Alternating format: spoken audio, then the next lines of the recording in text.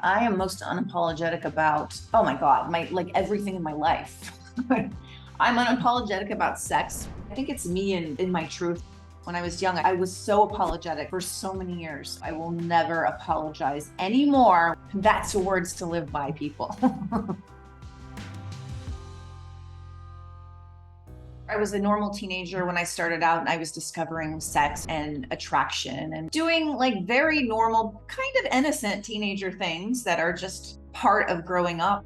I was always looked at as the more provocative one, and people were fascinated by like my long legs, that I'm so tall and I have fiery red hair. And it was like almost made that okay for people to make comments to me and to sexualize me in some way. People could like come up and like pat you on the ass or like give you a little pinch or say, oh, look how hot you are, or look at your tits. Having to go to the producer's office and try on lingerie over and over for a scene and for different setups was odd. But I thought at the time, I thought that was just the way you do things as an actress. Even if I'm uncomfortable, you're all of a sudden a sexualized being and you don't really understand what that is, and you're not having the power of your own sexuality.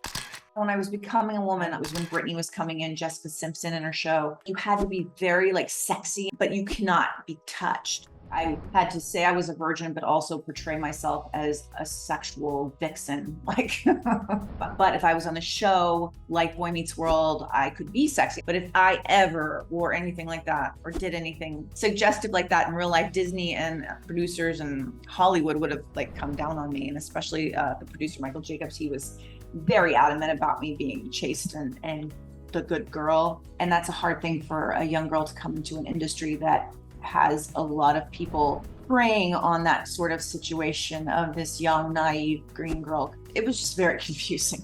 It hindered my sexual exploration and finding out who I was for a very long time. Not just Boy Meets World, but that whole Hollywood mindset and trying to fit into that box continually.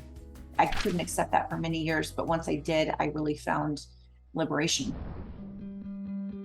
My definition of sexy is very much confidence and very much knowing who you are, no matter what other people think. I think it's so sexy if somebody is just being their authentic selves. Today, I'm very sexual and very out there with my sexuality and provocativeness, but I feel like I am empowered in everything that I do because I'm the one creating it, I'm the one controlling it. I had a very long journey getting to porn. I first started my journey by getting married. And then I was discovering myself as I like to be a little bit of an exhibitionist. So I started a Patreon page. And then by the end of the week, I was the #1 adult creator on Patreon. I did content almost a year and a half before I did anything professional. Being on OnlyFans and having such a huge following on OnlyFans and also just on my platforms, it is the most empowering thing.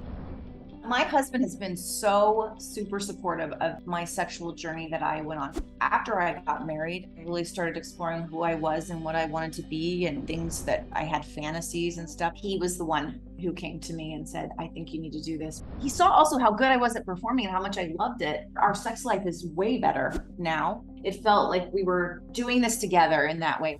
Female aging in Hollywood is it's such a problematic thing. Like I was told, no one wants to see you sexy unless you're 25. I had more fans coming along as I've been older and been sexual. I was terrified of aging in front of the camera when I was 15, actually. And now I feel like I'm just really coming into my own. I don't know what I'll be doing when I'm 50 or 60 or whatever. In porn, they're much more celebrating of different shapes and sizes and different ages. Hollywood is very hard on aging. I have felt less of that stigma in porn.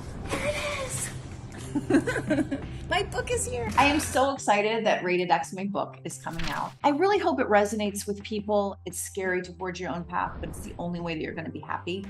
I mean, it doesn't have to be porn. I want people to embrace their truth and just live how they want to live. So it's really been a journey to be unapologetic, and I think that is for everyone.